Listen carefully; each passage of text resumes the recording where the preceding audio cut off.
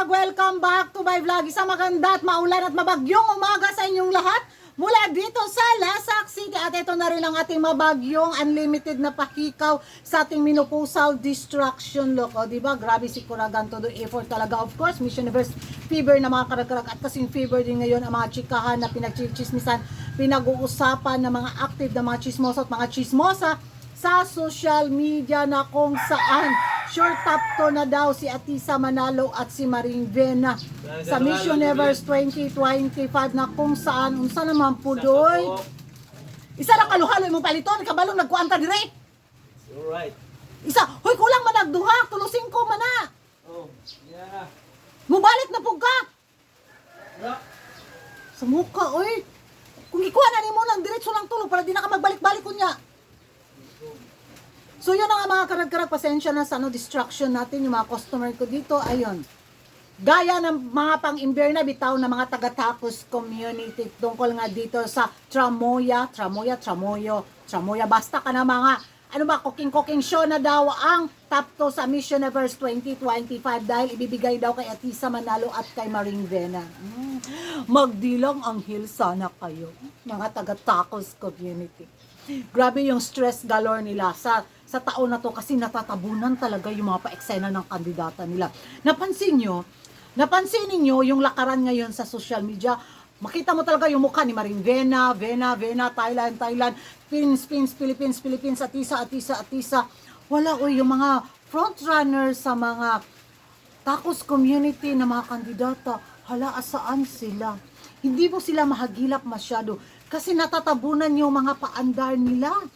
Ang paandar ni Venezuela, ni Maring Veni bitaw, nung itinabi si Maring Veni bitaw kay Maring Vena, na murag yung naagnas na bangkay si Maring Venezuela, mga karag-karag. Natabunan talaga yung beauty niya kay Maring Vena. Siguro naman nakikita ninyo. Diba? Para kaya gano'n na lang yung giggle factor ng mga taga-Latin community sa taon na to sa Miss Universe 2025. Tapos idagdag pa si Uncle na umeksena. Pero sabi nga nila, dahil sa ginawa daw ni Uncle laban sa Miss Universe organization, nako, delikado at tagilid daw ang magiging laban ni Maring Vena sa Corona at sa kanyang placement. So isang kandidata na daw ang ma-eliminate laban sa mga Latin candidates at yan ay si Maring Vena. Isa na lang daw yung problema nila. Philippines. Si Atisa na lang daw kasi unstoppable daw ang mga pins. Dahil doon nga daw sa pa-fake pa-dinner ni Uncle na kung saan grabe umulan ng milyon na suporta sa picture ni Atisa Manalo. Doon sila parang nagulat ang mga taga-Tacos community.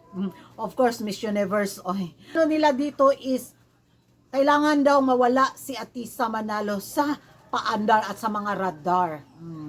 How to stop Philippines daw for making in the top 1 spot in the Miss Universe.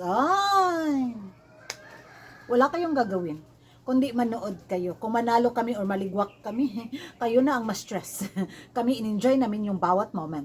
Hindi talaga sila maka-atake sa taon na to, mga karag-karag, dahil hinadlangan talaga ni Uncle. Yung mga pa-eksena bitaw ng Telemundo, ng Miss Universe Organization, sinasalungat kasi ni Uncle, kaya gano'n na lang yung trigger nila. 'Di ba? Nawala sila sa sirkulasyon.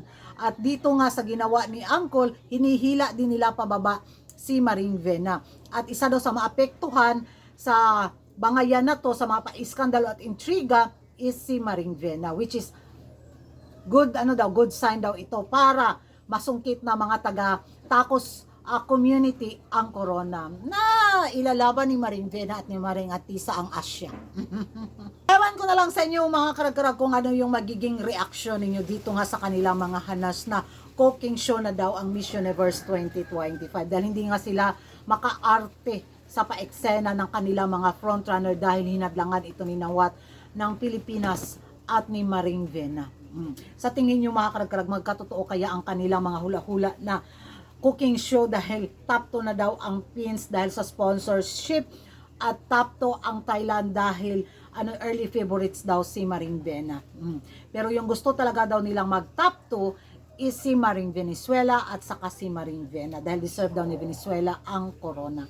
Wa gyud mura gyud siya kanang gihulbot sa pansyon yung hitsura ni Venezuela, nasobrahan sa kagwapa na wala na sa wisyo yung beauty niya. Hindi na siya hindi na siya mukhang tao. Para na siyang inukit bitaw na ay fake man iyang beauty. Oh, ganon. Ewan ko sa inyo mga karag-karag kung ano yung magiging reaction ninyo. Comment down below. Kung hindi ka pa nakapag-subscribe sa YouTube channel ko, don't forget to like and subscribe.